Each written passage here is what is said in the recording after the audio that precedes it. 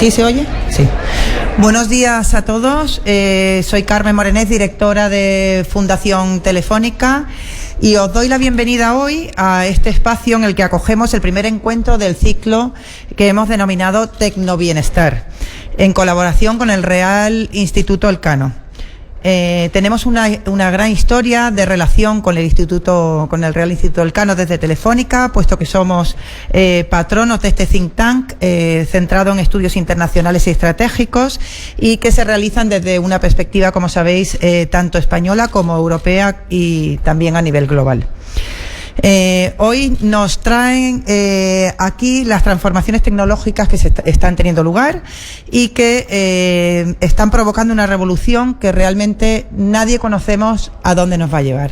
La velocidad a la que se está produciendo los cambios y la profundidad de estos cambios realmente nos empujan a pensar que debemos asegurar que detrás de ellos se beneficie el conjunto de la sociedad, el conjunto del país, y que no dejemos a nadie atrás. Y para ello, Fundación Telefónica y el Real Instituto Elcano inician este nuevo ciclo de actividades y que de la mano de distintos investigadores analizaremos cómo esta evolución tecnológica está afectando a todo el panorama nacional e internacional, y muy especialmente a los aspectos geopolíticos en el ámbito iberoamericano.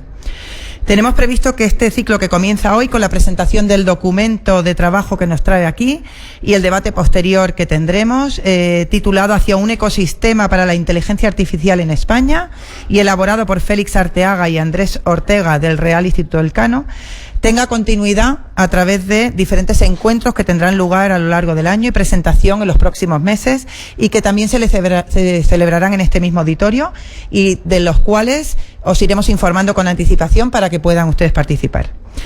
Como saben, la inteligencia artificial es crítica en la transformación y en la economía digital, por lo que su disponibilidad o carencia afecta al bienestar de todas las personas, a la prosperidad y a la igualdad en la sociedad. Este informe contribuye con sus propuestas a la construcción de un ecosistema en España de la inteligencia artificial en el que puedan participar tanto las administraciones públicas como las empresas, el mundo académico y toda la sociedad en su conjunto, de forma que se pueda enmarcar en un ecosistema mayor y pueda realmente incorporar a todos los agentes internacionales para hacer una utilización responsable y positiva de la inteligencia artificial para toda la sociedad. Y sin más, os dejo con Félix Arteaga, que nos va a hacer hoy la presentación de este encuentro. Muchas gracias.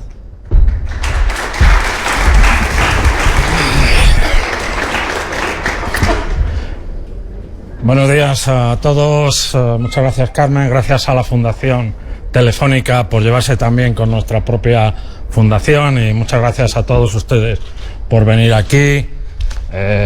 Nuestros documentos, nuestro libro, no tendría sentido si no estuvieran ustedes para leerlo, criticarlo o compartirlo. Nuestro instituto, el Real Instituto Elcano, ha colaborado con la administración, con varios gobiernos y con el sector privado en el desarrollo de muchas estrategias de políticas públicas.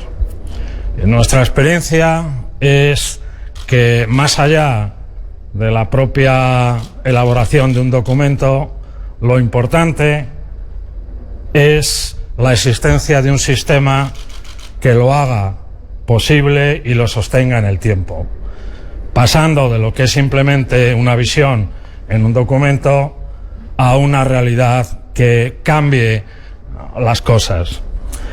Esa responsabilidad de elaborar la estrategia la está llevando a cabo el Gobierno a propuesta de la Comisión Europea y continúa en ello.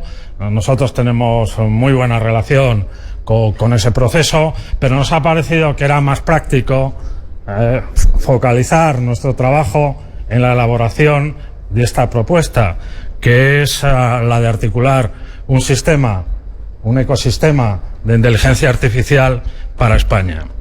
Para ello hemos contado con la colaboración de los que de verdad, los verdaderos expertos en inteligencia artificial que hemos podido colaborar, y hemos aprendido básicamente tres cosas.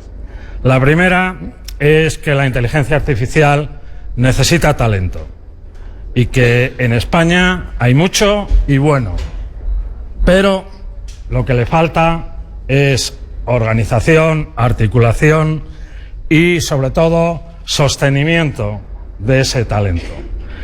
También, lógicamente, la inteligencia artificial necesita dinero y hemos también aprendido que podríamos tener recursos suficientes, públicos y privados, si se programan inversiones a largo plazo y se sostienen, y si concentramos esos recursos en prioridades verdaderas, no las dispersamos en todos los ámbitos.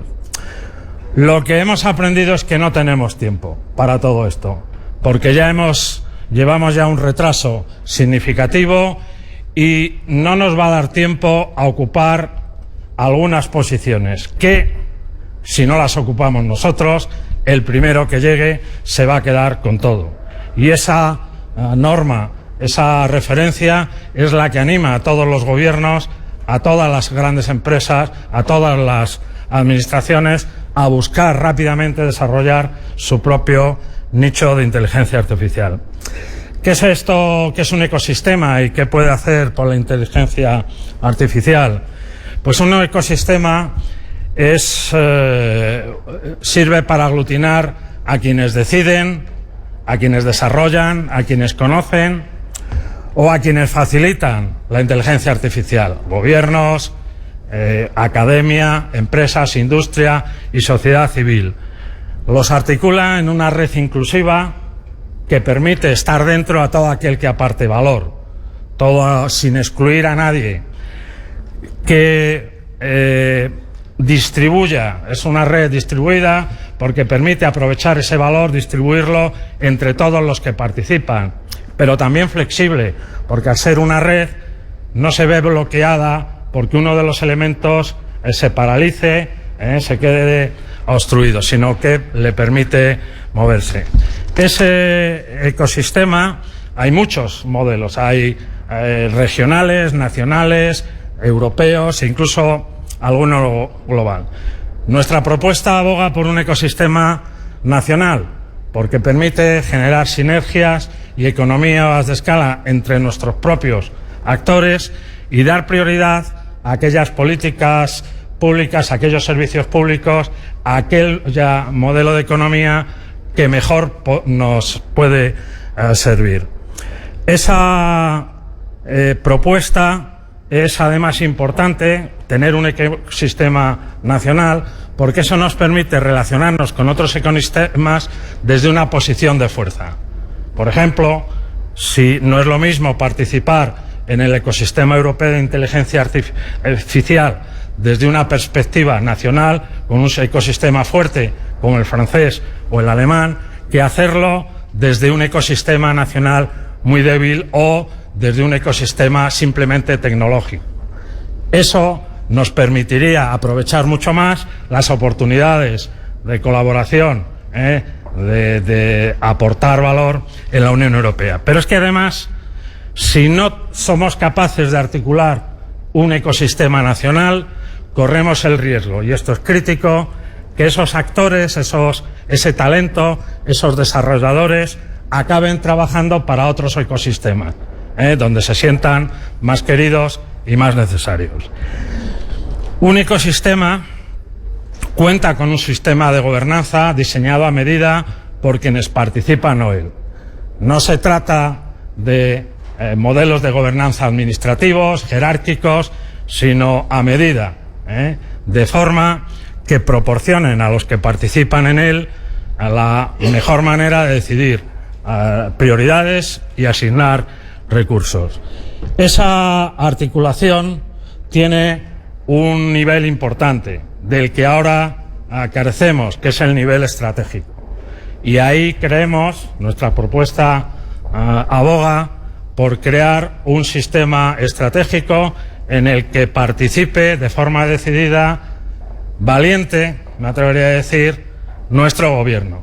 No cualquier ministerio, no una Secretaría de Estado, sino la presidencia del gobierno. Porque creemos que la presidencia debería designar un responsable, una responsable, o bien de inteligencia artificial, para visualizar la trascendencia, la importancia de esta política, o bien dentro de una responsabilidad para muchas tecnologías, para las nuevas tecnologías que desbordan la capacidad de un solo ministerio o secretaría de Estado. Ese nivel estratégico mostraría, desde luego, el compromiso del Estado. Si en la estrategia se va a decir que es importante y se va a decir, luego hay que ver eso en qué se traduce, ¿no? Y nosotros proponemos que se lidere desde la presidencia del Gobierno. Ese liderazgo es importante porque el desarrollo de la inteligencia artificial necesita un discurso, un relato. Hay que comunicar a la sociedad española, a los dirigentes, a las representantes de la industria y de las administraciones, la importancia de la inteligencia artificial para su bienestar, el tecnobienestar del que hablamos, para su prosperidad y para su modo de vida diario. Y ese discurso, orientando a la sociedad, movilizándola hacia los nuevos tiempos, eso solo debe venir desde presidencia del Gobierno. Y debe ser ese relato el que urja a la sociedad a movilizarse y a sus actores, los del ecosistema, a articularse. ¿Por dónde empezar? Y eso es lo que proponemos. Nosotros lo que creemos que hay que empezar es por crear un hub de inteligencia artificial, un centro de excelencia para disponer de una masa crítica de investigadores de alto nivel, fijando, atrayendo y recuperando lo mejor del talento disponible. Para ello, el sector privado tiene que predicar con el ejemplo y comenzar por invertir en inteligencia estratégica para desarrollar sus propias necesidades productivas. Y el Gobierno debería acompañar a este primer impulso inversor para asegurarse de que la excelencia de ese hub se aplica también a los servicios públicos críticos. Esa propuesta, la de crear un hub, es importante porque la construcción y la credibilidad del ecosistema depende de que se visualice que cuenta con un bloque de investigación potente, que sirva para visualizar ese compromiso público-privado con la inteligencia artificial y que anime a otros actores a incorporarse al ecosistema, a otras administraciones, a otras empresas de otro nivel, progresivamente. Un ecosistema como el que proponemos crearía algo también muy importante, una reputación de solvencia para la inteligencia artificial española. Y eso es importante para atraer talento, inversiones y apoyo político y social.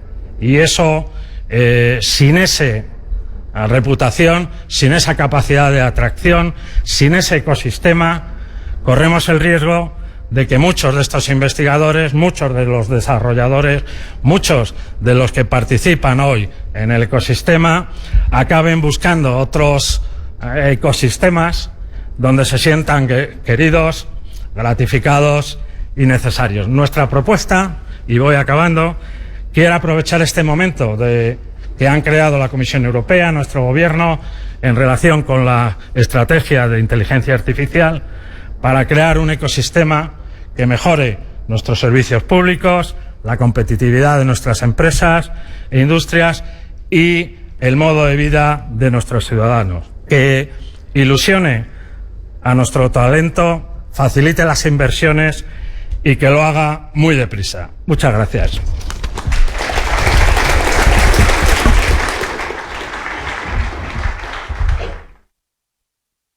¿Salida? Sí. Bueno.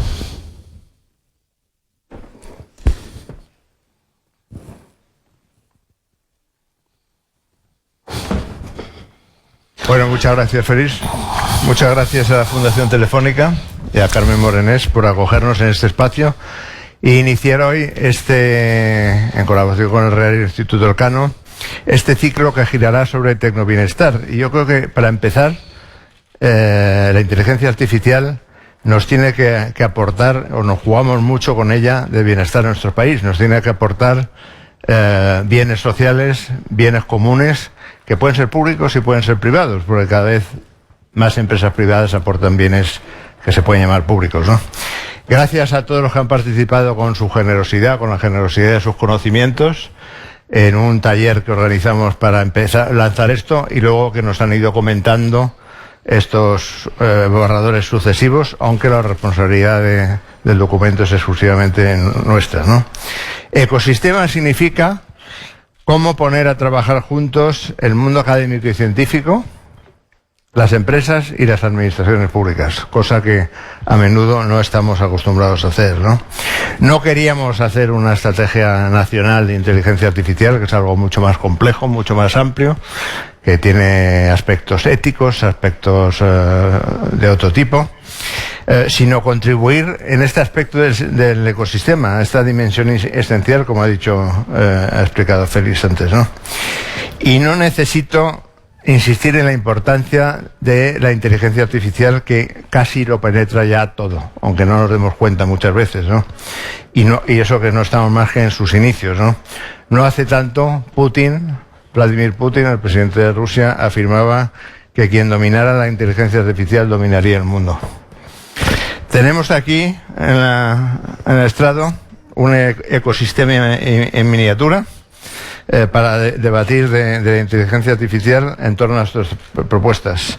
En primer lugar hablará Emiliano López Achurra, que entre otras cosas es presidente de Tecnalia y de Petronor, abogado, máster en estudios internacionales por Sciences Po en París, y es una de las personas, yo creo, mejor informadas de la industria sobre estos temas, ¿no? En segundo lugar, Emma Fernández, ingeniera de telecomunicaciones, que ha desarrollado una parte de su carrera en empresas como Telefónica, Indra, Alcatel, y ahora es consultora independiente. En tercer lugar, Irene Gómez Duque, también ingeniera. Cuando se habla de que no hay mujeres ingenieras, bueno, pues siempre logramos hacer la excepción en este tipo de actos. Actualmente es la responsable de aplicar la inteligencia artificial al negocio en lo relativo a la experiencia de usuario y nuevos modelos de interacción, y es directora del proyecto Aura de Telefónica. Y finalmente, Manuel Gómez Bedia, físico y doctor en informática, profesor de la Universidad de Zaragoza, cuando le contactamos, y actualmente en el gabinete del ministro de Ciencia, Innovación y Universidades, donde se ocupa, entre otras cosas, de la inteligencia artificial, y que representa aquí tanto el mundo académico como el de las administraciones públicas. Por eso digo que somos un microsistema. No olviden que este evento está siendo retransmitido en streaming y que nos pueden mandar preguntas a través de Twitter y el hashtag #Tecnobienestar. Emiliano, empiezas, ¿no? Buenos días. Y ya ven ustedes que un abogado sirve para un roto que para un descosido. Ya lo de estudios internacionales sirve para alinear un poco qué ha querido decir Putin. La inteligencia artificial, fundamentalmente en el marco de la revolución tecnológica que estamos asistiendo, está generando procesos de transformación significativa en el espacio público, la interacción del espacio público con el individuo, la posición del individuo como consumidor, pero fundamentalmente está transformando los modelos de negocio, los modelos productivos, y está transformando secuencialmente todo lo que es la cadena de valor. En consecuencia, la inteligencia artificial, que es un concepto esotérico que más se parece a Blade Runner, es una realidad que nos comulga permanentemente y hace una comunión de todo lo que subyace. Subyace fundamentalmente la alteración de todo lo que es la columna vertebral que desde 1789 se ha articulado a partir de la revolución industrial y del Código de Derechos en el mundo occidental. Por lo tanto, esto es un elemento central que hay que considerar, porque todos los derechos fundamentales están siendo afectados por la inteligencia artificial. Por lo tanto, hay que adaptarla. Está siendo afectado fundamentalmente en lo que es la interacción entre la naturaleza humana y fundamentalmente el ser humano como manipulador, manejador de los instrumentos y, por lo tanto, si dejamos a la inteligencia artificial actuar por su cuenta, el individuo que está manejando, ¿quién tiene la última decisión? Como dice un consejero delegado que yo tuve en Petronor y que ahora es el director de la Asociación de Operadores de Petróleo y que estaba aquí presente, nosotros cuando tuvimos un incidente con respecto a la interrupción del suministro eléctrico durante 15 minutos de una planta tan sensible como una refinería que podía haber generado una catástrofe, si hubiéramos dejado manejar a los aparatos en sentido amplio, se hubiera producido el evento del desastre. Gracias a la intervención humana no se produjo. Por lo tanto, está la interacción de lo que es el equilibrio entre la máquina, el proceso y lo que es el ser humano. En segundo lugar, otro elemento también desde la práctica. Se habla mucho de algoritmia. Cuando se interrelaciona la algoritmia con el producto, en una secuencia la algoritmia no sirve de nada si no está conectado con el conocimiento del producto. Y el producto, si no tiene una interactuación con la algoritmia, tampoco sirve en lo que es la optimización de la eficiencia del proceso productivo. Por lo tanto, los dos elementos interactúan e interesan. ¿Y eso a qué conduce? A cuáles son las relaciones contractuales entre el resultado del propietario de la algoritmia y el resultado y el beneficio y el porcentaje de participación en beneficios del propietario del conocimiento de la producción. Por lo tanto, aquí estamos alterando muchos de los elementos. En segundo lugar, hay otro elemento también sustancial de lo que es la inteligencia artificial. Y es que está transformando, por ejemplo, en el modelo, en el mundo energético, todo lo que es la cadena de valor energética. Y me explico. La transición energética es posible por el desarrollo de la tecnología y por el desarrollo de la digitalización y la inteligencia artificial, que sitúa al consumidor en el factor central. En el factor central. ¿Y esto qué conduce? Que la transición energética es igual a transición urbana, es igual a generación de cambios de modelo y de gestión de las políticas de movilidad, de las políticas urbanas, en definitiva del medio ambiente urbano, en definitiva la polis. Y en la polis es donde se genera la inteligencia artificial. Por lo tanto, conduce también a todo lo que es el sistema de la gobernanza. La inteligencia artificial transforma la gobernanza. Y transforma la gobernanza en la relación no solo del proveedor-cliente, que se transforma en consumidor, se transforma en un proceso democrático de presencia propia. Y a partir de ahí, ¿cómo interactúa? ¿Cuáles son los beneficios a los cuales se generan? Y en la gobernanza económica, por no extenderme para hacerle muy en resumen, conlleva que necesitamos articular procesos no unidireccionales, sino procesos complejos.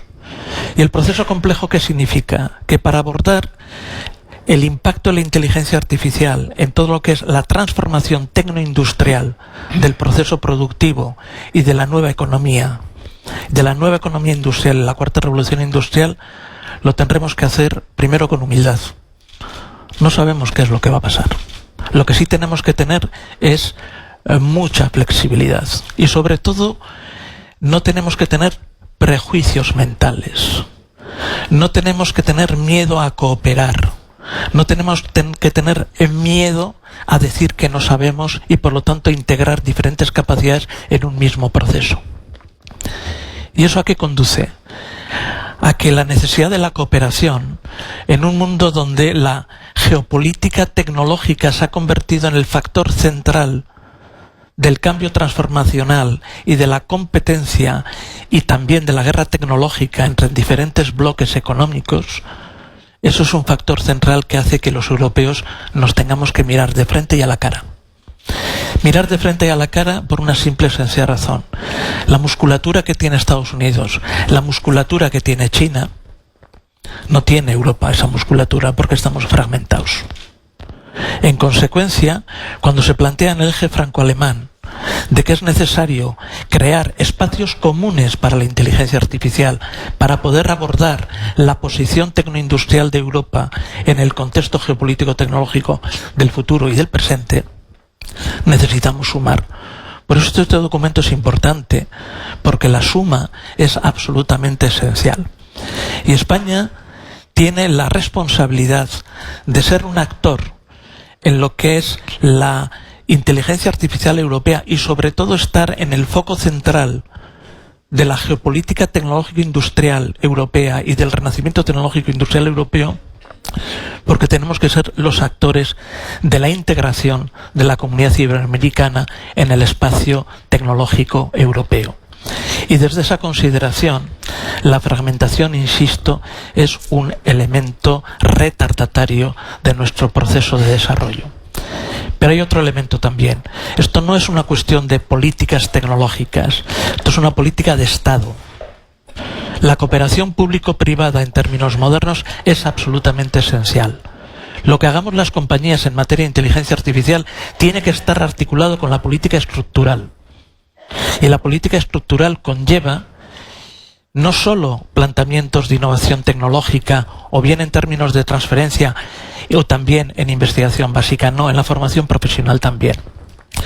Si no tenemos alumnos y alumnas de formación profesional que se estén capacitando en términos digitales, será difícil que tengamos una mano de obra cualificada que pueda desarrollar procesos productivos donde la inteligencia artificial es parte del proceso productivo. No cambia, no aleja el proceso productivo, no integra el proceso productivo. Por lo tanto, la inteligencia artificial significa optimizaciones productivas, velocidad, pero también, por otro lado, cambios de los modelos de negocio.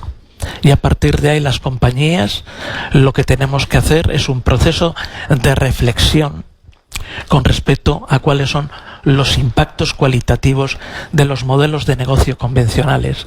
Tenemos que hacer un proceso de reflexión estratégica rápida porque conlleva a cambios de modelos de organización corporativa y de organización del capital humano. Y sobre todo hay un elemento central en la inteligencia artificial, y es que el cambio de modelo tiene que ser para un factor de oportunidades vitales que solo se producen desde la interactuación responsable del sector público y del sector privado. Y eso me lleva a la última consideración: el factor fiscal, el factor redistributivo. La inteligencia artificial fagocita espacios de conocimiento y espacios de valor a territorios con una fiscalidad exuberantemente atractiva para las compañías. No, la inteligencia artificial tiene que ser un factor productivo que también irrumpe en el modelo fiscal y también irrumpe en la consideración del valor y, por lo tanto, en el tratamiento fiscal de ese valor. En consecuencia, lo que quiero transmitir es gobernanza responsable con musculatura para estar en el proceso de la unión. En segundo lugar, cambios de modelos. Y en tercer lugar, un elemento central: reflexionemos con humildad, con tranquilidad, porque los paradigmas se están transformando y cambiando de manera estructural. Muchas gracias. Emma. Buenos días a todos. Gracias al Real Instituto y a Félix y a Andrés por invitarme a participar hoy en esta mesa redonda. Y yo quería empezar felicitándoos por el documento por varias razones. Primero, porque me parece que estructura muy bien la reflexión, y segundo, porque pone un sentido de urgencia en este tema, en la necesidad de abordar la inteligencia artificial desde un marco amplio, diverso, compartido con la industria, las administraciones públicas, la sociedad en general, y sobre todo nos tiene que hacer reflexionar sobre esto que se ha puesto de moda, que es el mundo de la gestión de los ecosistemas, que llevan funcionando muchísimos años, porque al final nuestro planeta, aprendimos en ciencias naturales que funciona como un ecosistema, pero que no es algo tan evidente para las compañías ni para las organizaciones empresariales. Yo quería también poner encima de la mesa que en respecto a cómo la tecnología ha evolucionado durante los últimos 50 años, empezó ayudándonos a automatizar procesos, luego continuó ayudándonos a interconectarnos con distintos públicos objetivos. Estamos en un momento que, como bien decía Emiliano, la tecnología está siendo la que de verdad conforma la transformación de sectores económicos completos. Además, hay en el caso de la inteligencia artificial un consenso del que muchas veces en las empresas no somos conscientes. En las empresas estamos muy acostumbrados a adoptar la tecnología cuando creemos que la tecnología está madura y somos, de alguna manera, hemos tenido muchos ejemplos de éxito de haber sido un follower rápido de la tecnología. La inteligencia artificial pone encima de la mesa una situación diferente, porque hay un acuerdo entre todos los distintos agentes del sector que la inteligencia artificial requiere una preparación dentro de la compañía que lleva muchísimo tiempo. Para hacer que la inteligencia artificial, digamos, funcione, lo primero que tienes que tener es acceso a datos, que esos datos estén bien etiquetados, que esos datos estén trabajados y que esos datos estén vinculados al producto o servicio que quieres mejorar. El segundo punto importante es que tus infraestructuras tecnológicas también tienen que ser adecuadas. ¿Y a qué me refiero? Que no solo basta tener los datos, hay que tener una infraestructura donde la computación sea barata. Hay ejemplos de entidades financieras en este país que han hecho enormes inversiones, que son pioneras y que, sin embargo, cuando vas a ver lo que le cuesta una determinada transacción, es tan cara que no pueden competir con las fintech. Y eso es un elemento competitivo importante. O sea, estamos hablando de reestructurar los datos, estamos hablando de reestructurar la infraestructura y luego nos quedan 2 o 3 cosas más importantes. Estamos hablando de cómo se entrenan los algoritmos. Hoy por hoy, incluso con tecnologías maduras, es necesario dedicar mucho tiempo a entrenar el algoritmo y, por supuesto, cuando tú introduces inteligencia artificial, la colaboración hombre-máquina requiere una formación de los profesionales dentro de la compañía y requiere que los procesos se hagan de una manera diferente. Yo, en mi opinión, creo que la limitación actual de la implantación de la inteligencia artificial somos las personas.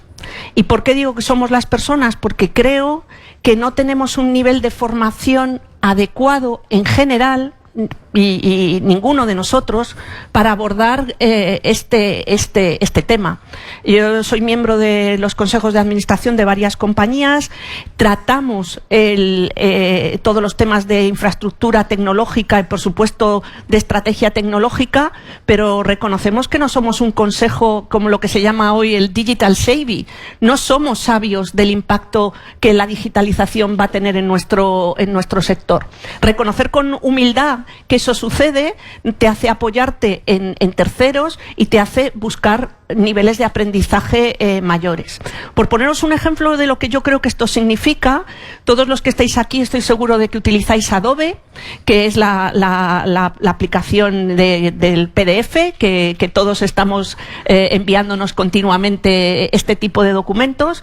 Adobe ha puesto en marcha un programa de formación en inteligencia artificial de 5.000 ingenieros de su plantilla, que es una parte sustancial, un programa de certificación de 8 meses en inteligencia artificial para toda la plantilla. Va a seguir con la certificación para todo lo que son mandos no técnicos y profesionales, porque considera que esta tecnología ya no es como antes, donde voy a ver qué número de personas tengo que formar en esta tecnología y con tener un porcentaje X ya es suficiente para abordar este tema. El ámbito de aplicación de la inteligencia artificial va a ser tan amplio que la formación en este tipo de ámbitos va a tener que comenzar desde la escuela, desde la inteligencia, desde la universidad y, por supuesto, nuestro modelo educativo va a tener que cambiar no solo para formar graduados que se incorporan al mundo laboral, sino para darles una formación continuada a lo largo de su vida profesional. Para mí, este es uno de los elementos fundamentales que todavía, como ecosistema, creo que no hemos abordado suficientemente. cómo abordamos nuestro reciclaje como sociedad y la formación continua de todos los que nos incorporamos al mundo laboral y que prácticamente todos 5 años después estamos obsoletos, no 20. O sea, es en periodos muchísimo más cortos cada vez. Únicamente, si queréis, para dejar paso al resto de los miembros de la mesa, el ecosistema es un ejemplo de creación de valor, pero el ecosistema se basa en la confianza y en reglas del juego claras, en un modelo de gobernanza que sea, digamos, capaz de medir los resultados y en una posibilidad de interactuar con una comunidad central que, desde mi punto de vista, tiene que estar gobernada pues por la academia, por las empresas tecnológicas y por las startups que están introduciendo estas nuevas formas de hacer, y una serie de ejes en los que está el conocimiento sectorial, porque no nos podemos olvidar que cada uno de los sectores en los que cada uno de nosotros trabajamos lo que quiere es ser líder, tener una posición de liderazgo mundial frente a sus competidores. Para eso va a tener que colaborar con empresas cercanas, pero va a tener también que compartir o que proteger unas ciertas propiedades intelectuales que le permitan mantener ese liderazgo. Y sin más, pues creo que podemos dar paso al... Pues muchas gracias. Irene, tú. Muchas gracias. La verdad es que es un honor y un placer estar aquí compartiendo estas reflexiones. Y yo quería iniciar la mía alrededor de un concepto que es que yo, más que transformación, hablaría de revolución, donde el factor productivo es el dato en sí mismo. La inteligencia artificial necesita de los datos, ¿no? Y el dato en sí mismo es un nuevo factor de producción. Para hacer esto, para avanzar en este terreno, y yo creo que muy bien se apunta en el informe, es necesaria una estrategia, pero también es necesaria la capacidad de ejecutar la estrategia, ¿no? Cuando hablamos de estrategia, estamos hablando del por qué se están haciendo las cosas, y ahí se apunta a la elaboración de un relato. Un relato que nos permita entender cómo somos capaces de afrontar el reto del cambio cultural, del impacto que tiene en nuestra sociedad esta nueva revolución alrededor de la inteligencia artificial. La realidad es que vivimos en un mundo donde el cambio es una constante y cada vez el cambio se produce a una frecuencia más elevada. De hecho, estábamos apuntando, ¿no?, que y se comenta en el informe, el reciclaje de las personas a todos los niveles, a nivel directivo, a nivel de empleabilidad y a nivel de educación.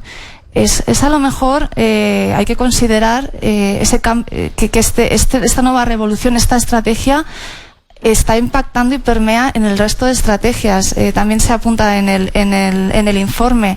No se puede ver de forma aislada a las propias estrategias que se tienen en ciberseguridad, en seguridad, en educación, porque es algo que influye y permea de forma transversal. Seguramente no se trate solamente de tener un nuevo plan académico para formar a las nuevas generaciones, sino que incluso la manera en la que éstas se van a formar seguramente es un paradigma diferente al que hoy conocemos con un plan de estudios tradicional, ¿no? Quizá no es tanto la materia, sino la forma en la que las personas deben pasar por ese proceso, porque nuestro mundo va a requerir de cambios constantes. Vamos a tener que reciclarnos todos los que estamos aquí constantemente para poder ir afrontando los nuevos. El impacto, yo creo que es importante destacar que seguramente tendríamos que incorporar en este discurso cómo impacta la inteligencia artificial en el mundo laboral. Ya no solamente entendido como cómo debemos o qué capacidades debemos tener para poder afrontar los retos, sino cómo debemos los trabajadores reciclarnos y cómo vamos a poder convivir en una situación de cambio constante. Y creo que también es esencial la comunicación.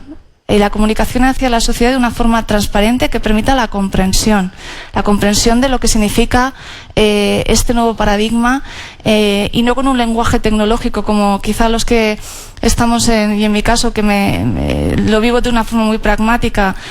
Creemos que todo el mundo comprende un poco la trascendencia de hablar de inteligencia artificial, pero creo que tenemos que hacer un esfuerzo por transmitir estos conceptos de una forma sencilla a la sociedad para que puedan participar. Estamos hablando de que son un actor más, pero para que sean un actor más tienen que comprender lo que significan las cosas, ¿no? Y yo creo que tenemos una responsabilidad. Pero decíamos, es necesaria una estrategia que nos habla del porqué, pero para mí una de las cosas más relevantes es poder ejecutarla. Y yo creo que tenemos que tener un enfoque muy pragmático también de la propuesta que se haga. Las cosas cambian a mucha velocidad y para mí este ecosistema del que estamos hablando es un ecosistema vivo, hasta el punto que si no nos damos prisa, el ecosistema se va a autogestionar. De hecho ya se está autogestionando. Cuando hablamos con empresas, en mi caso que trabajo en empresa, tenemos muchísimas conversaciones con otras empresas para contrastar, para ver qué están haciendo, cómo lo están haciendo, qué tipo de personas se están incorporando, cómo se están reformulando internamente, qué cambios están produciendo nuevas alteraciones del modelo interno empresarial. Y esto está sucediendo, son conversaciones que existen, así que yo creo que también urge la necesidad de establecer este ecosistema que se está planteando a través de la creación de un hub, pero no nos olvidemos de que el ecosistema ya está vivo, que ya está avanzando y que ya lleva tiempo avanzando. Creo que ahí tenemos un reto y es el no perder esa oportunidad, porque la realidad es que el ecosistema, ya estamos en ese ecosistema. Muchas gracias. Gracias. Manuel. Gracias, Andrés. Bueno, primero de todo, muchas gracias por la invitación y por estar reunido con tanta gente interesada en este ámbito. Quería hacer una intervención un poco para destacar la parte crítica de algunos de los mensajes que se transmiten a la sociedad.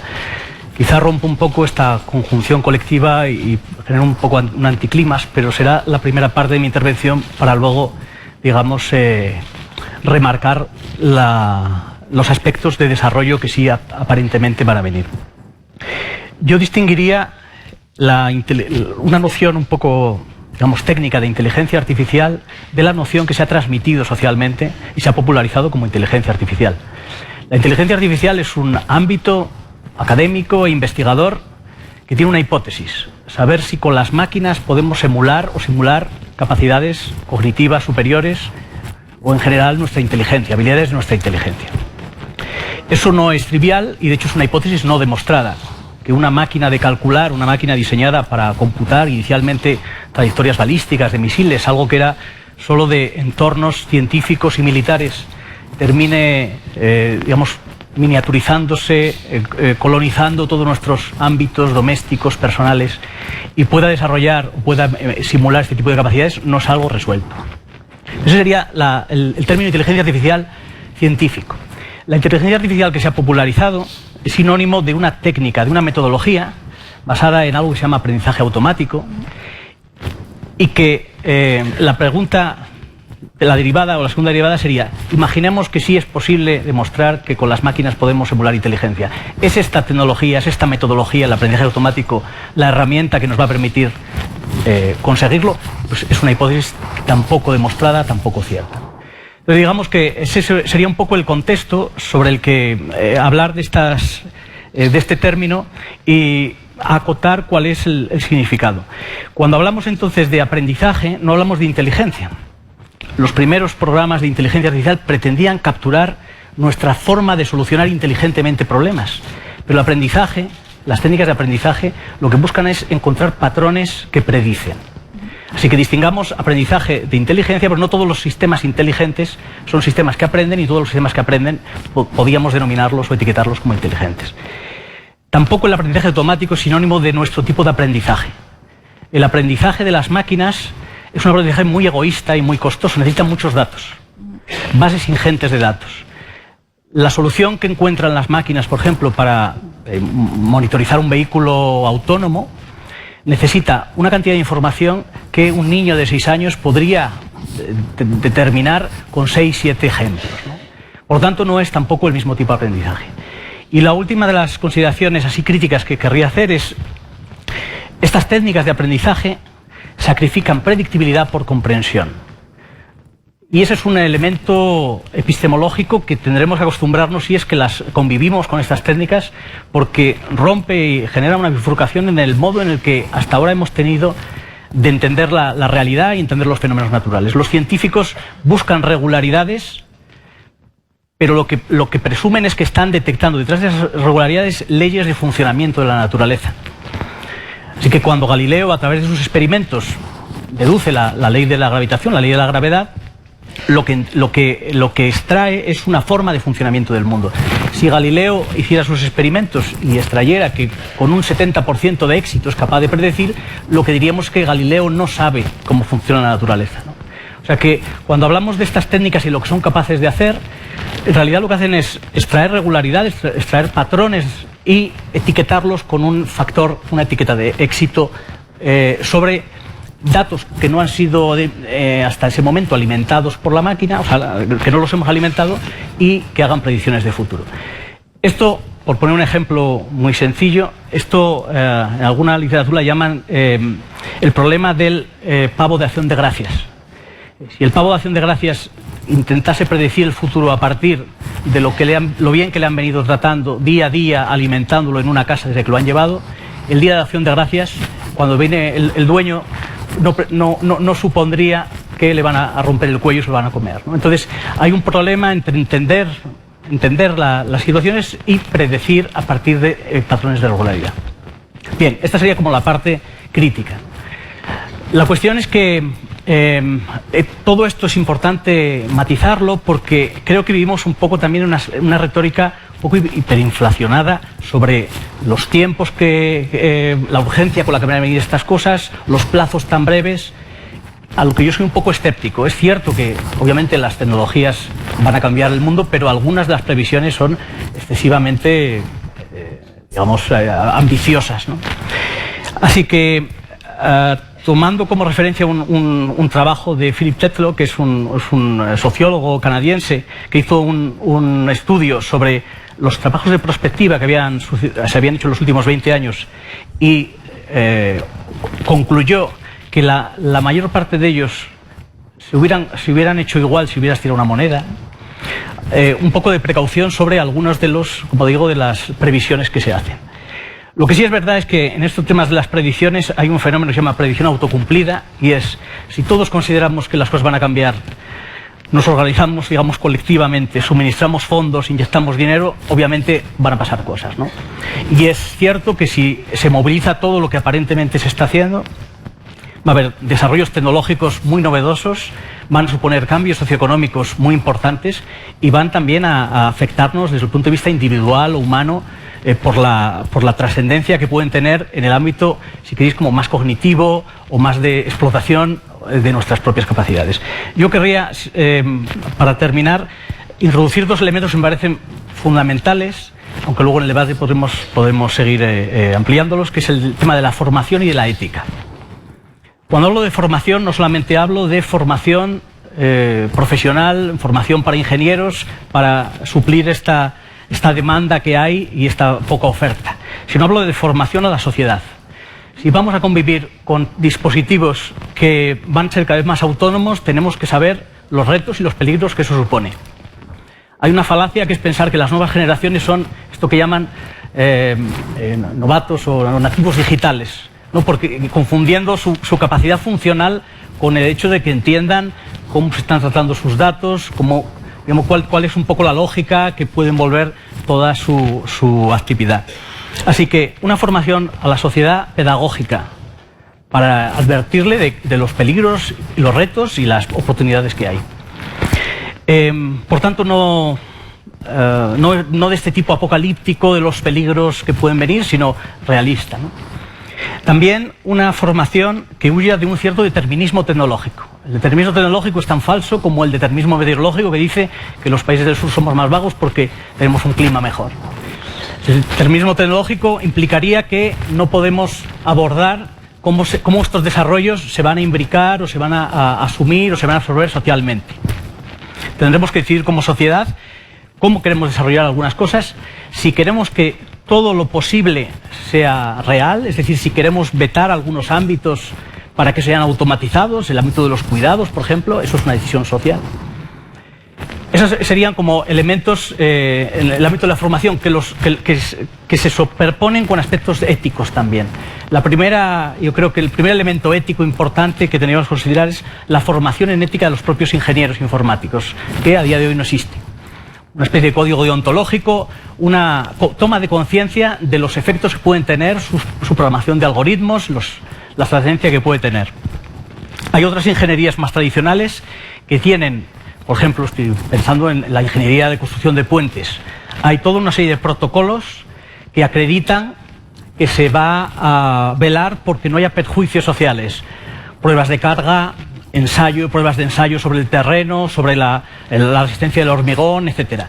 Todo esto en el ámbito informático es todavía muy nuevo y se necesitan instituciones sociales también que acrediten que los algoritmos que se difunden, que vamos a utilizar, no tienen sesgos o no están, digamos, motivados para generar, ludopatías, como algunos de los algoritmos que se utilizan en redes sociales que intentan predisponer hacia la adicción, ¿no?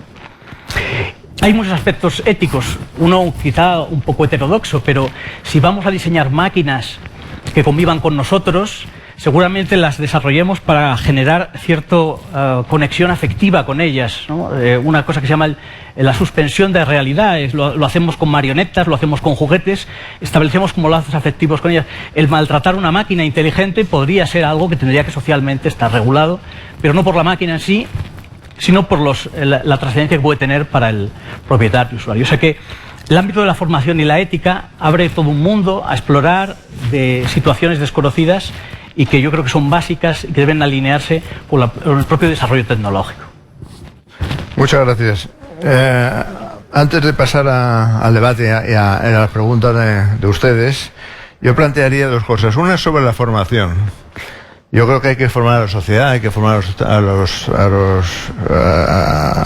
los trabajadores, pero hay que empezar formando a los dirigentes políticos, a los funcionarios, porque creo que la función pública tiene mucho que ver con esto en la inteligencia artificial y va a tener mucho que ver para impulsar la inteligencia artificial en nuestro país, y hay que formar a los CEOs y a los directivos de las empresas. Pero sobre todo hay una cosa que falta en toda esta ecuación, que es quién forma a los formadores. Y eso yo creo que es en donde hay que poner la energía primera, ¿no? Finlandia, por ejemplo, tiene un programa muy bueno de formación de profesores online en inglés, que yo creo que se podía utilizar aquí, traduciéndolo en español o incluso en inglés, dejando en inglés, para eso, formar a los formadores que han de formar al resto de la gente.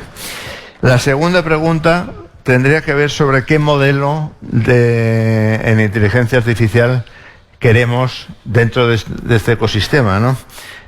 Mariana Mazzucato habla del Estado emprendedor, como en Estados Unidos, donde el Pentágono está detrás de muchos de estos impulsos. Pero en Estados Unidos tenemos también empresas-nación, empresas de un tamaño, que han logrado un tamaño tal en muy poco tiempo, que se han convertido casi en empresas-nación. Frente a China, donde tenemos una nación empresa, que es lo contrario. Europa está ahí con un modelo intermedio, que por supuesto el tren ya ha salido de la estación y como decía Irene, muchas cosas ya se están haciendo, sobre todo en la empresa privada, también en parte en la pública.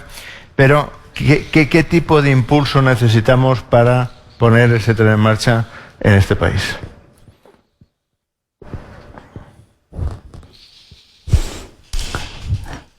Bueno, yo, por empezar esta pregunta que dices tan abierta, ¿no? Creo que lo que tenemos que traer encima de la mesa es el debate. Me parece muy bien lo que acabas de exponer sobre el problema ético, el problema educativo, el problema, digamos, empresarial. Estamos en un mundo en el que la competencia es global y, sin embargo, nos estamos volviendo a ser clústeres regionales donde, bueno, pues la región en la que estés va a tener una importancia relativa mayor.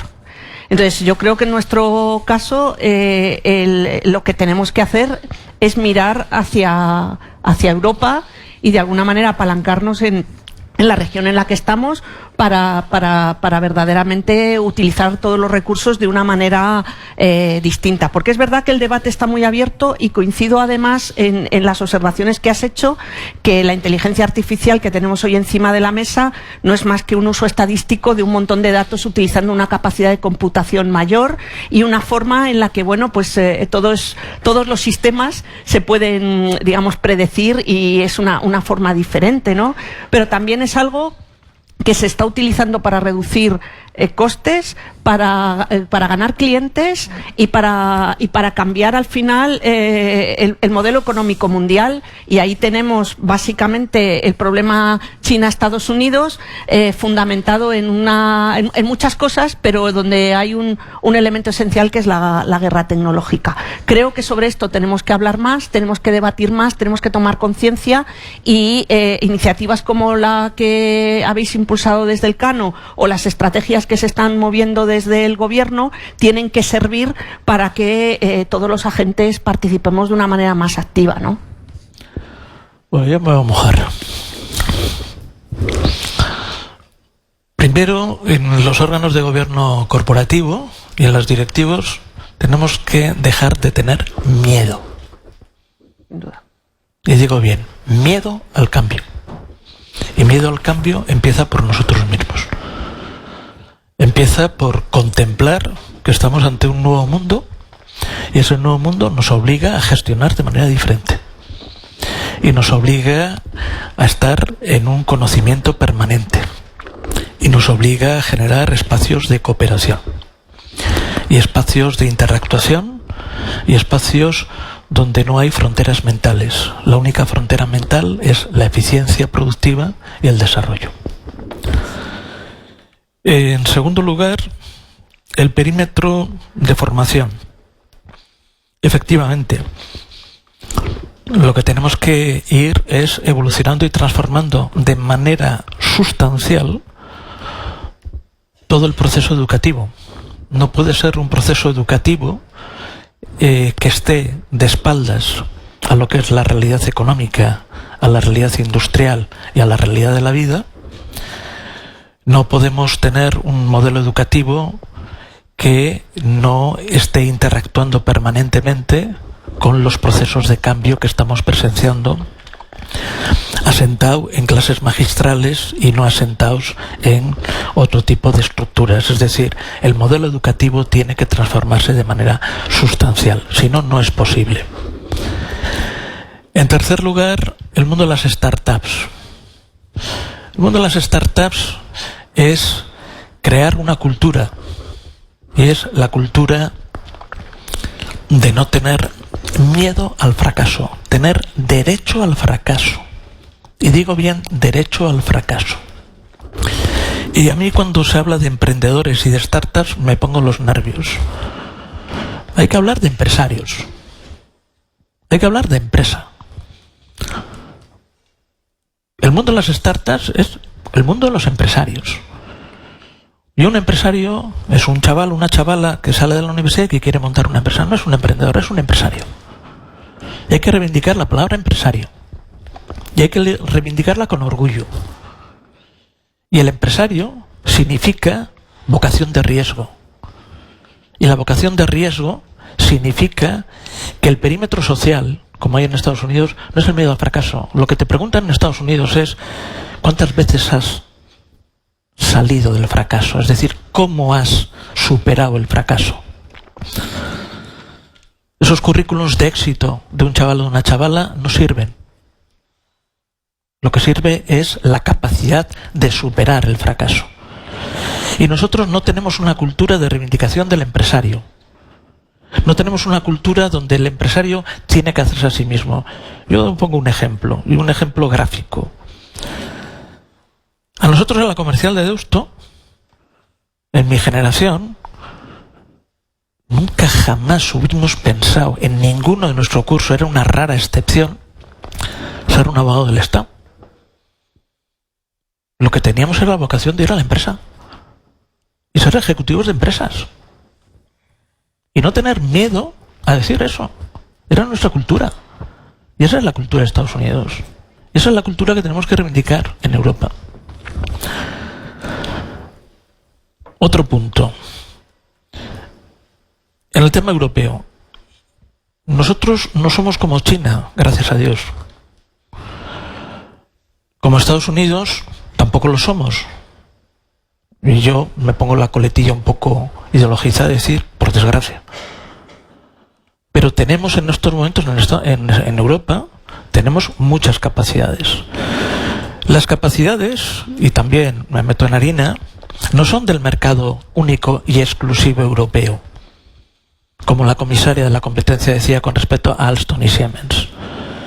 El mercado para plantear la competencia es el mercado mundial. Lo que sí tenemos que tener es capacidad regulatoria en materia de competencia para crear el mercado, de ser capaces de discernir regulatoriamente y técnicamente lo que puede ser un concepto acuñado, que es el monopolio competitivo. A partir de ahí, si nosotros los europeos queremos ser actores de referencia con respecto al empresa-estado que es China y que está aquí en Europa, porque no olvidemos que Alemania es el principal receptor de inversiones chinas en el mundo, no es África, es Alemania. Es Alemania. No olvidemos que Volvo es China y que el proceso de gestión directiva ya de Volvo está dirigida por los chinos, por lo tanto no es un elemento esotérico. Nosotros tenemos que contraponer fuerza musculada, donde hay otro elemento central también que tenemos que tener miedo. La inteligencia artificial y muchos de los elementos tecnológicos tienen aplicaciones de defensa muy significativas con dualidad con aplicación civil. Perdamos el miedo. Y la investigación y el I+D tecnológico en materia de defensa es importante para la competitividad europea con su aplicación civil.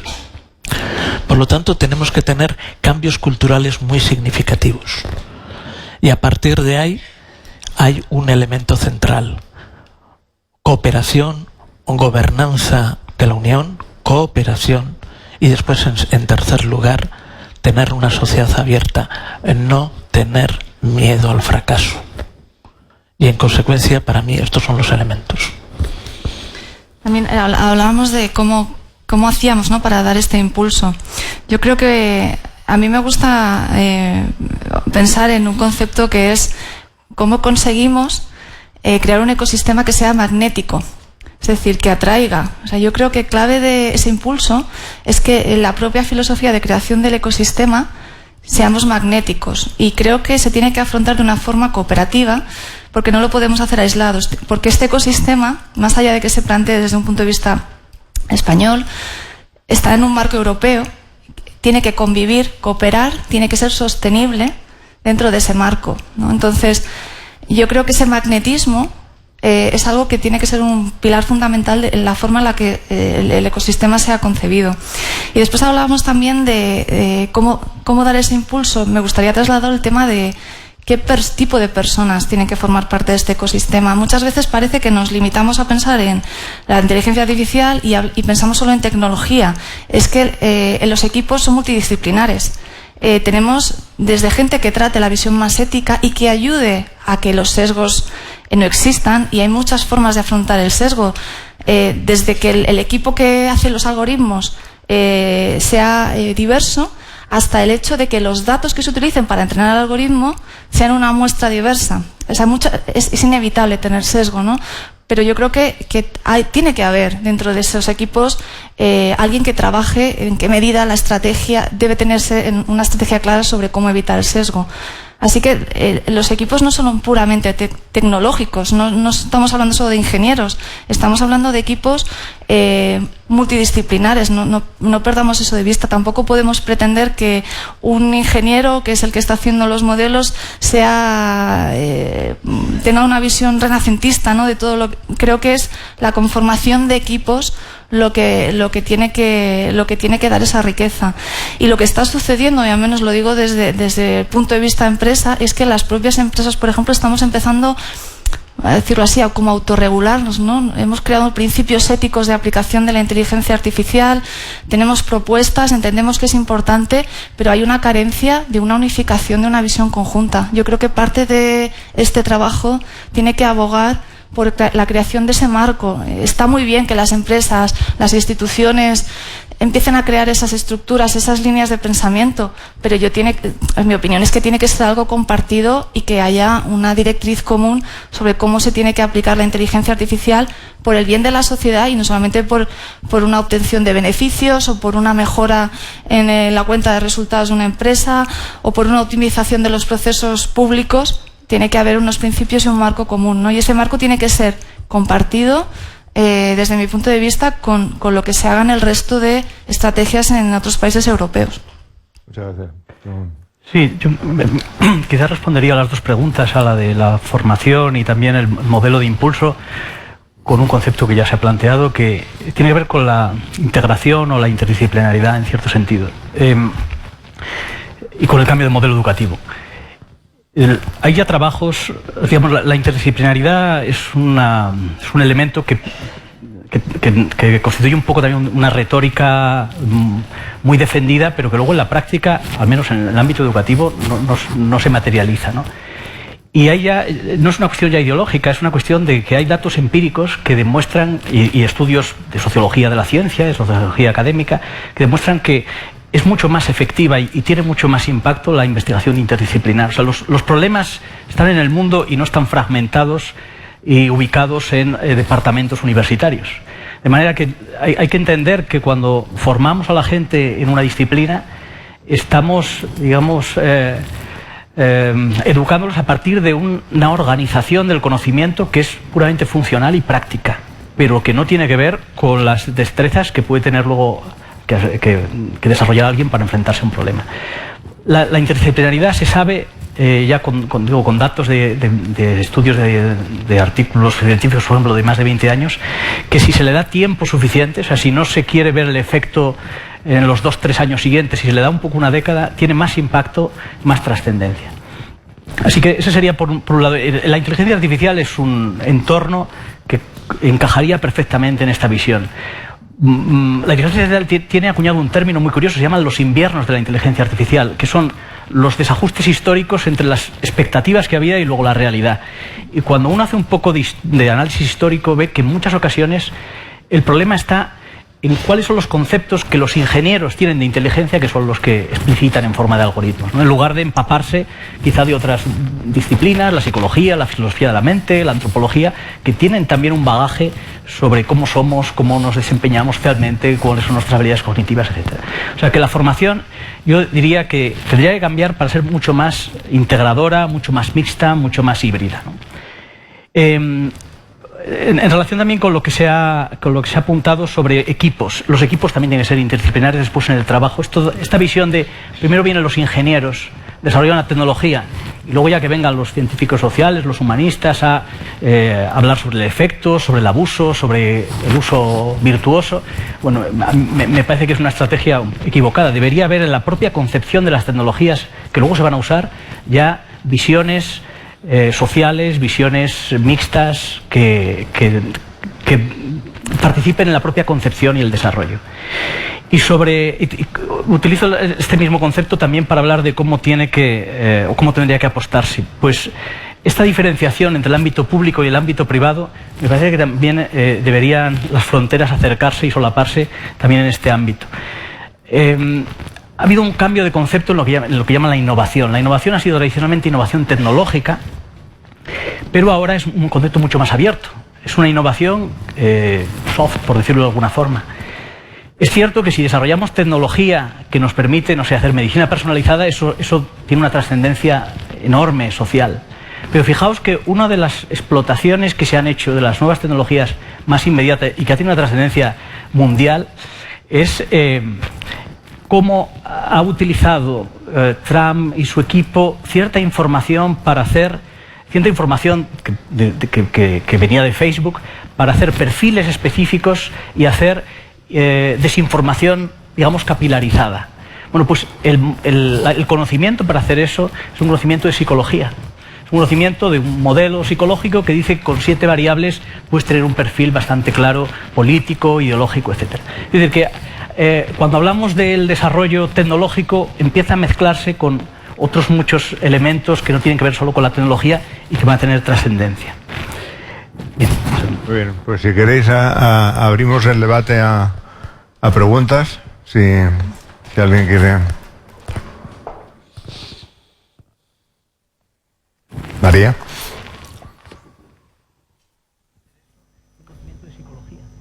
Buenos días, María Solanas del Real Instituto Elcano. Me ha interesado enormemente todo lo que habéis comentado, pero como socióloga he sentido debilidad por lo que nos ha comentado Manuel González Bedía. Pero he echado de menos en toda vuestra exposición de ese carácter inclusivo que tiene la inteligencia artificial, un reto al que nos enfrentamos todavía hoy en el siglo XXI, que es el de la igualdad de género, y me preocupa enormemente que este camino que hemos empezado con la inteligencia artificial profundice la brecha, no incluya suficientemente a las mujeres y las implicaciones que eso puede tener para cerrar la brecha y no solo para alcanzar los objetivos de desarrollo sostenible, sino para construir un mundo y una sociedad en la que las dos mitades de la población, o más bien el 51% que somos las mujeres y el 49% que sois los hombres, digamos, tengamos cabida, tengamos espacio y no haya un sesgo de género en esa inteligencia artificial. Gracias. ¿Qué quiere? Sí, a mí me parece un problema muy fundamental y estoy en cierto sentido sensibilizado con ello. En mi departamento hay una asociación de mujeres tecnólogas que desde hace ya bastantes años están intentando, digamos, acertar con algún tipo de estrategia para que el ratio de mujeres en la ingeniería informática aumente. La ingeniería informática es un caso un poco excepcional porque las ingenierías tradicionalmente vienen de cuerpos militares y además encarnan esto de, parece ser, retos de fuerza contra la naturaleza. Todos esos parecen valores como muy masculinos, ¿no?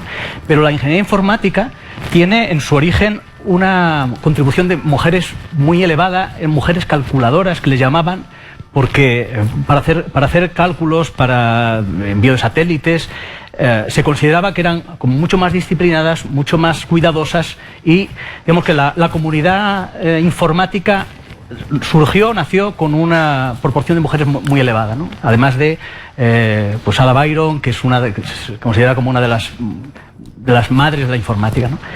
Pero sí que he venido observando que para mí muchos de los problemas de sesgos de género tiene que ver con que al no haber un suficiente número de mujeres en la comunidad, pues hay poca sensibilidad quizá o indiferencia con algunos de los elementos que luego pueden trascender, ¿no? Yo no tengo claro cómo se puede enfocar eso, pero sí que he visto que hay mucha insistencia que me parece una estrategia acertada, pero como coja, hay mucha insistencia en buscar en que las niñas tengan referentes de ingenieras, referentes de mujeres cuando tienen que elegir la carrera. Y entonces dicen, bueno, claro, no observan que haya mujeres en el ámbito de la ingeniería informática, necesitamos más mujeres que funcionen como referencia. Pero yo creo que se olvida que hay otros ámbitos donde hay exceso de mujeres, profesoras, por ejemplo, que actúan también como un patrón negativo. Es decir, si las niñas ven que todas sus profesoras son mujeres, también reconocen que eso es un ámbito de lo suyo, ¿no? Hay algo como de organización, digamos, social que tiene que hacer, y también hay algo de ciertos valores relativos como a lo masculino y a lo femenino que están un poco como en el imaginario simbólico de las ingenierías o de las carreras más relacionadas con cuidados. Yo creo que son elementos que hay que atajar, pero sí es cierto que desde la guardería dicen que cuando un niño empieza a andar le dicen, venga valiente, otro paso, y cuando es una niña, cuidado, no te caigas, ¿no? Bueno, pues ese tipo de mensajes sí que terminan haciendo mella y bueno, es un reto, digamos, que socialmente se tiene que abordar, sí.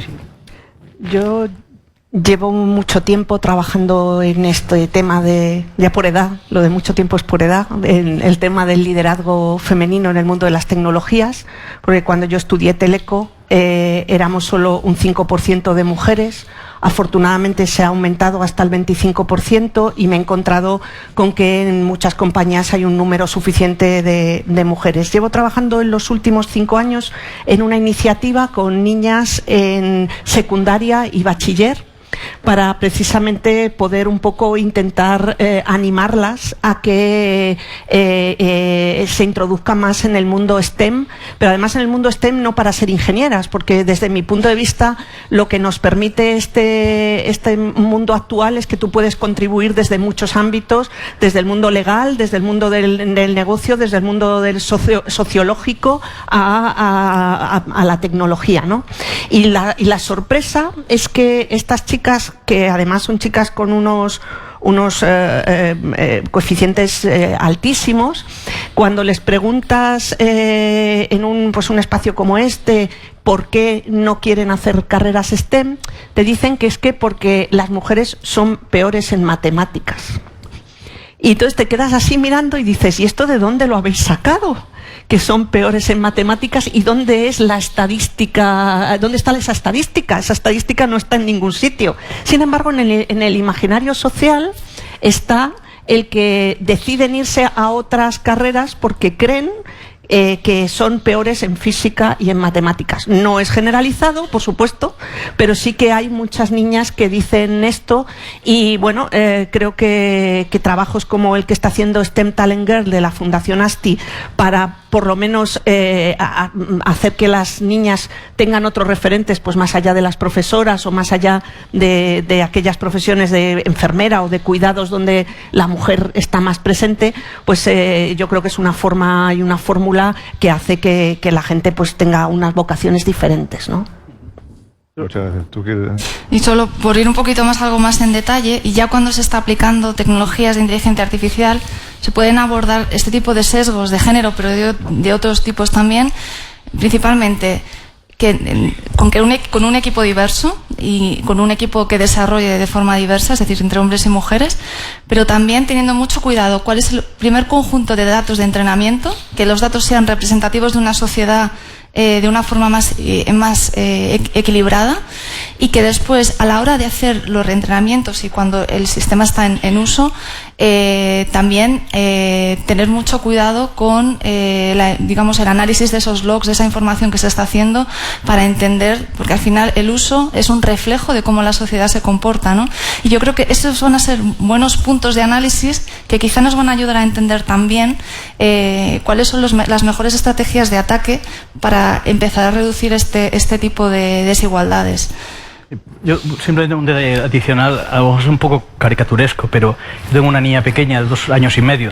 Las niñas de la guardería le dan 1000 vueltas a los niños. Los niños son como buscan como lo físico, se tiran por el suelo. Las niñas están como en un entorno mucho más interesante de juegos, de relaciones. Ese desajuste existe.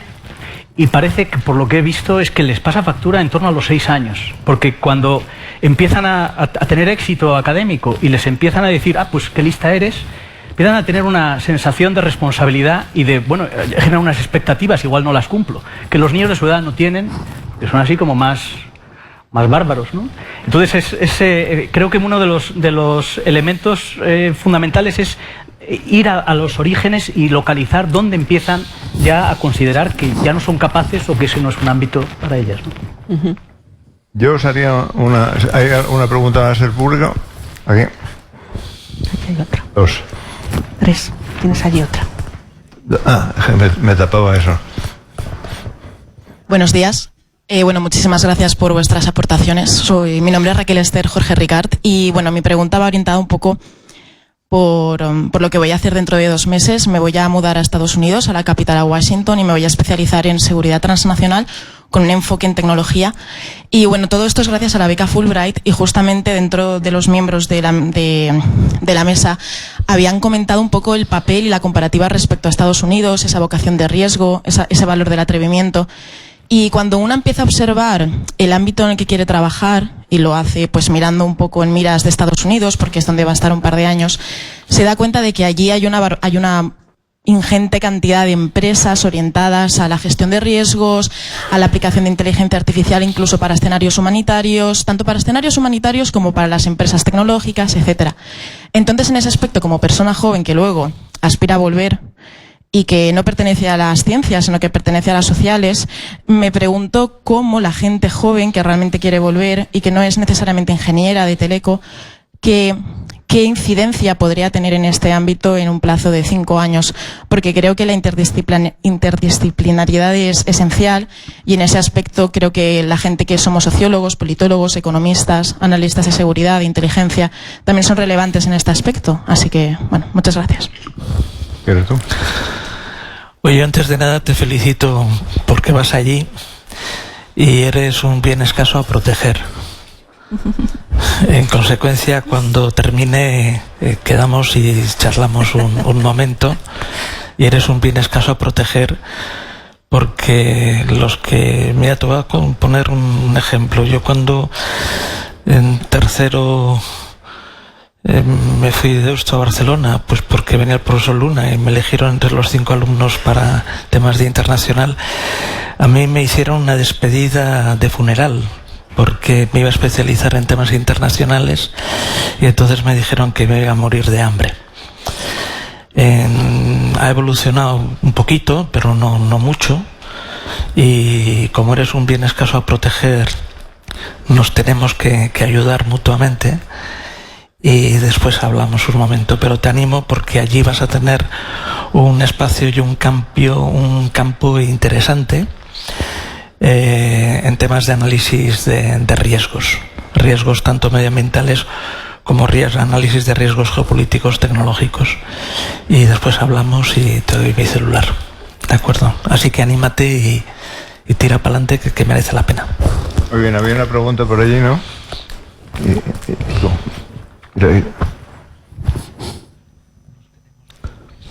Hola, buenas tardes. Soy de Sarabia, el diario.es. Mi pregunta va dirigida a Manuel y es sobre datos. A medida que sigamos produciendo datos en los años que vienen, ¿cómo vamos a encarar el problema del almacenamiento de esos datos en contraposición con el medio ambiente? Porque sabemos que los grandes centros de datos consumen muchísimos recursos energéticos. Entonces, si a medida que vamos a seguir produciendo datos nos estamos cargando el planeta, ¿cómo enfocamos ese problema? Gracias.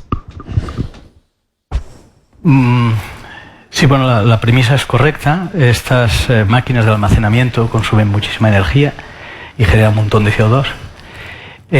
Quizás la evolución natural sería que no necesitásemos tantos datos. Es decir, si miramos los dispositivos actuales, la cantidad de datos que mastican por segundo, los modelos de miles o de millones de parámetros que generan, podríamos pensar que tienen unos órdenes de magnitud parecidos a lo del cerebro. Sin embargo, la arquitectura, la estructura, la relación de esos datos no tiene nada que ver con cómo el cerebro lo procesa, ¿no? En inteligencia artificial hay comunidades un poco minoritarias, pero que apuntan hacia que el futuro de la inteligencia artificial, que le llaman la tercera ola, será más inspirada en entornos biológicos y en entornos cognitivos. Y nosotros, los seres vivos y los seres humanos en sus habilidades más elevadas, no necesitan tanto consumo de datos para generar soluciones y además hacerlas universales. Uno de los problemas que tenemos muchas veces con estas herramientas es que tenemos entrenado un dispositivo para resolver un problema, por ejemplo, de monitorización de vehículos autónomos, cambiamos el tamaño de las matrículas y hay que volver a entrenarlo completamente, ¿no? Así que la visión optimista sería que el propio desarrollo tecnológico nos llevase a escenarios donde no necesitemos tanto consumo de datos y por tanto, de alguna forma indirecta se resuelva ese problema. Tenemos una última pregunta. Aquí, tiempo.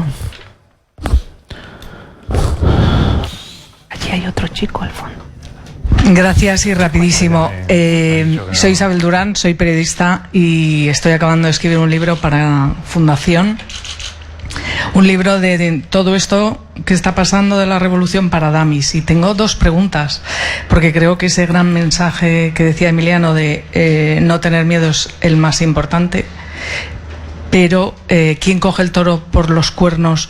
Yo lo hago a todos los que vienen por aquí siempre, ¿no? ¿Quién coge el toro por los cuernos de la ética en la gobernanza, más allá de la autorregulación que decía Emma? Esa es una pregunta, porque es urgente el debate. Lo estamos viendo con la biotecnología, en fin, el ruso que se suma al chino con los bebés clónicos, ¿no? Clonados. Y la segunda pregunta es una duda que tengo, que no sé si tiene respuesta. ¿Existe el famoso botón de apagado de la inteligencia artificial? He leído que Google lo tiene, Nick Bostrom dice que no. Yo no lo sé. Gracias. Y gracias por el debate. ¿Me quiere contestar? Estaba pensando sobre el botón. A ver, la realidad es que cuando aplicamos inteligencia artificial se puede aplicar en diferentes ámbitos. Está el ámbito, en mi caso lo trabajamos es una inteligencia artificial aplicada a la relación con las personas, es enfocada a una tipología de casos de uso, con un fin concreto, que es un poco, al final no nos olvidemos que estamos lejos, ¿no?, de una inteligencia artificial general, donde a lo mejor ese botón de apagado, a lo mejor va por el hecho de que si se nos puede volver en contra. Yo creo que aún estamos lejos de esos escenarios. Como persona responsable de un producto que utiliza la tecnología, porque al final la inteligencia artificial no es un fin, es un medio para. Entonces, para mí es una herramienta para mejorar la forma en la que nos comunicamos con las personas. Y como producto tiene una forma de apagarse. Pero yo creo que esto que comentas del botón es un poquito más pensando en un futuro, si realmente llegamos a realizar y a cumplir con esa hipótesis de ser capaces de dar esa inteligencia general, ¿no?, y cómo controlarla, ¿no? La verdad es que si llegásemos ahí deberíamos tener esa puerta trasera, pero bueno, creo que estamos lejos. Muy bien, pues muchas gracias a nuestros 4 ponentes, muchas gracias a ustedes por haber venido. Tienen el informe de la salida y muchas gracias Fundación Telefónica por acogernos. Gracias.